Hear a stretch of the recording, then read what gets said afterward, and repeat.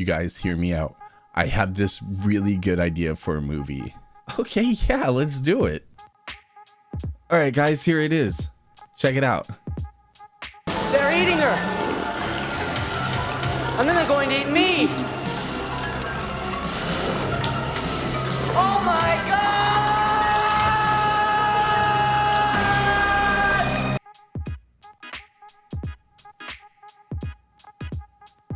Please don't release this.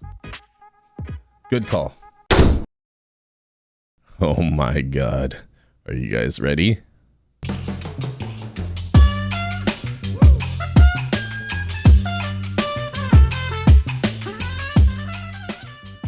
Troll 2 is an absolute shitfest of a banger that came out in 1990. Many people know this movie as the worst horror movie ever made.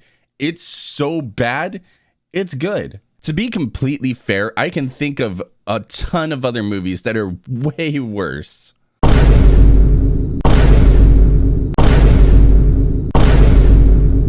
That last one's not a movie, but still, we'll get into those at a later date. So let's start off by addressing that Troll 2 is not actually the sequel to the other movie, Troll 1.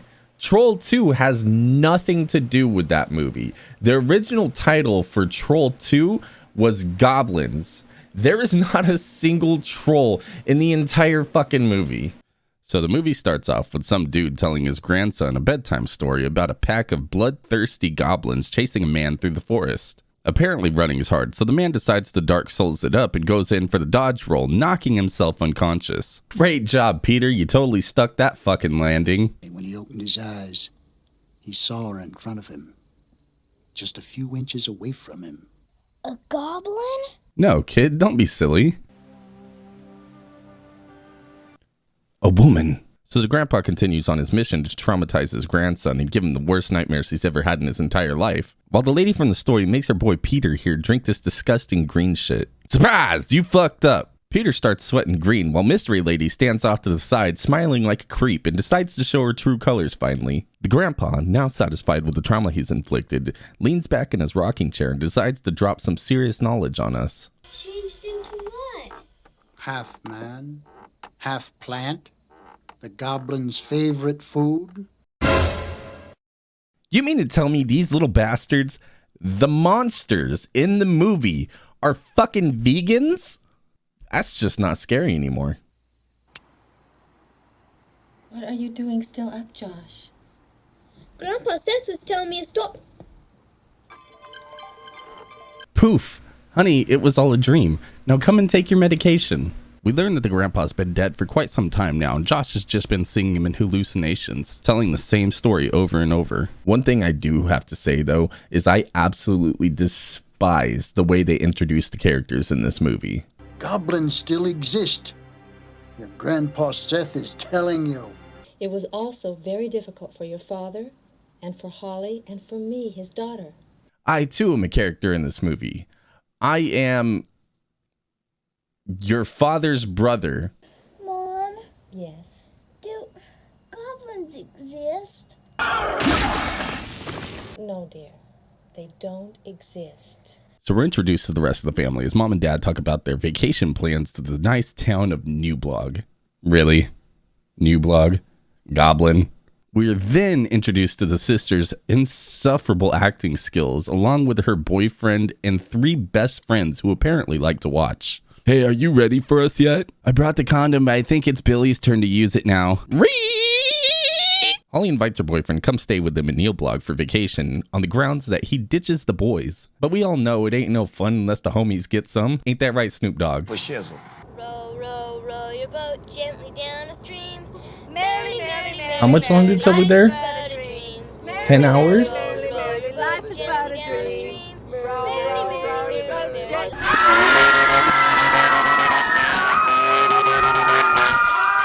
So the family continues driving along on their way to Newblog when Joshua looks out the window and sees his grandpa again. Oh, goblins. You got a quarter? Joshua once again freaks out, tells his parents to pull over real quick because he has to pee, runs over to the man, and lo and behold, it's not his grandpa, it's a homeless guy. So how about it? Are you gonna give me a ride or not? So the family finally arrives at New Blog, and oh my god, what a shithole. It's a small Amish looking community with about maybe 25 people there. They go up to the door and they're met by the people who they're supposed to be trading houses with for the weekend. Joshua notices clover-like marks on each of the family members. They enter the house and they see a bunch of food left on the table that the family before left there for them. Joshua hears a knock on the window and goes to explore, only to find out once again it's his grandpa with another warning for him. He warns them that they can't eat that food or else they will turn into plants and the goblins will eat them. So Joshua comes up with a plan, bucks up, stands on the table, and fucking R. Kelly's all over the food. Oh, Daddy, please! Don't hit him, Michael. Please don't hit him. Yet again, another Oscar-worthy performance. Mwah. In this next scene, the dad has the absolute most dramatic yet best line in the entire movie. You can't piss on hospitality. I won't allow it. What are you going to do to me, Daddy? Tighten my belt by one loop so I don't feel hunger pains. And your sister and mother will have to do likewise. Oh, hey, hi, hello. Are you enjoying the video so far? If so, I have great news for you. If you click that like button right now, I will give you one free subscription to my channel. That's right, a free subscription where you can click that notification bell and see tons of other content just like this. Don't miss out on this great offer. Click that subscribe button! Thank you for coming to my TED Talks. Flash over to the RV and Holly's man brought his boys. They're kicking back watching some weird ass show when Artie decides to go outside and sees this woman running for her life. Now my man Arnie here is a quick thinker and fast on his feet, so he does what any sensible hero would do and fucking tackles her to the ground. No, Arnie, that's not how you get women. That's how you get a restraining order. So Arnold and his newfound lover pick themselves back up and continue running away from the goblins when all of a sudden they come across a creepy looking church and have the thought, hey, that's a great idea. Let's go hide in there. This is my house. Well, you can keep that shit, Mrs. Lovett. They sit around and talk to this lady for a little bit, and she reveals that her and her family were druids, and they don't believe in medicine, but that she can heal them with this broth that she made for them. Surprise! It's the green shit. Really? You dummy? You already clearly drank it once. Yeah, but I just really want to be a melting plant. Okay, suit yourself. Mrs. Lovett is absolutely overjoyed by the fact that she just liquefied this lady into goblin chow. The goblins see their chance to shine and go in for dinner. This shit is bussin'. They're eating her. And then they're going to eat me. Oh my God! You didn't think we were gonna forget about this shit, did you? Hands down, the most memorable scene in the entire movie. I've seen this part ripped on numerous occasions, and it is fucking deserved. Arnold, get your shit together. Also, are we just gonna ignore the fly that's on his forehead the entire scene? Oh my God! They watch the movie. They watch the takes after each take. There is no way that somebody did not notice the fly, which means the director saw the fly on his forehead and was just like, yeah, that's good. That's a great take. Even after that fucking dramatic, oh my God. Another thing I hate about this movie is I cannot stand how absolutely oblivious every single character is to everything in the movie.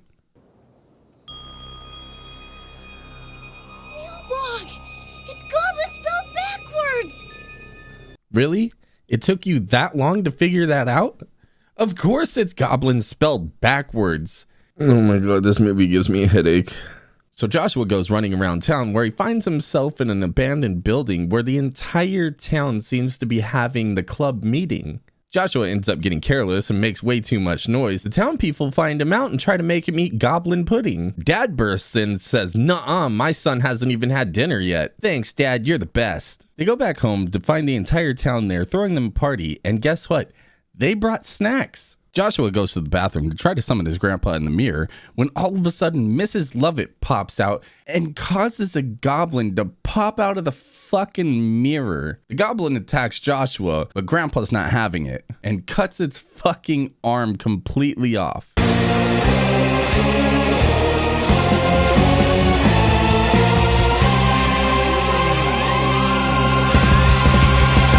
Grandpa then comes up with a plan. Hey, do you like fireworks? Grandpa's pushing for Joshua to get some serious arson charges when the creepy guy from before says, hold on, and takes it away. So creepy dude banishes Grandpa to the shadow realm, but Grandpa says, no, you, and reverse Uno cards him back. Creepy dude catches on fire and everybody runs outside to discover his true form. A goblin. The family discovering the existence of goblins triggers the town, and the town surrounds them as they hold up into the old house.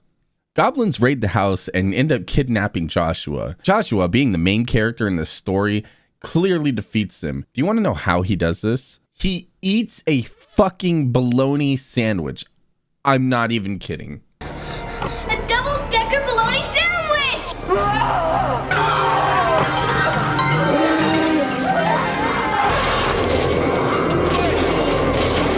Well, all done. Threat eliminated. Just kidding. The family goes home and the goblins are there and they eat his fucking mom. The end. Why? Because fuck you. Oh, I just spent an hour and a half watching this fucking movie. And that's how it ended? Are you kidding me? In conclusion, it's not the worst movie I've ever seen. By a long shot.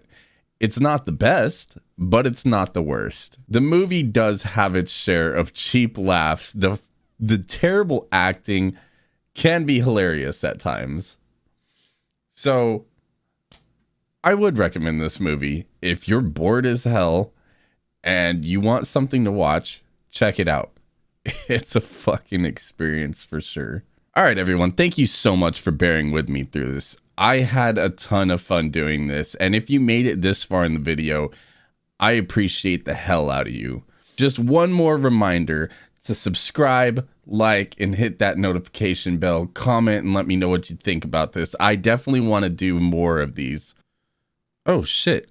Hold on one second. Hello? No fucking way. It made it to the Oscars. Are you kidding me? Hold on. And the Oscar goes to. And the Oscar goes to. And the Oscar goes to. And the Oscar goes to. The fly on Arnold's fucking forehead.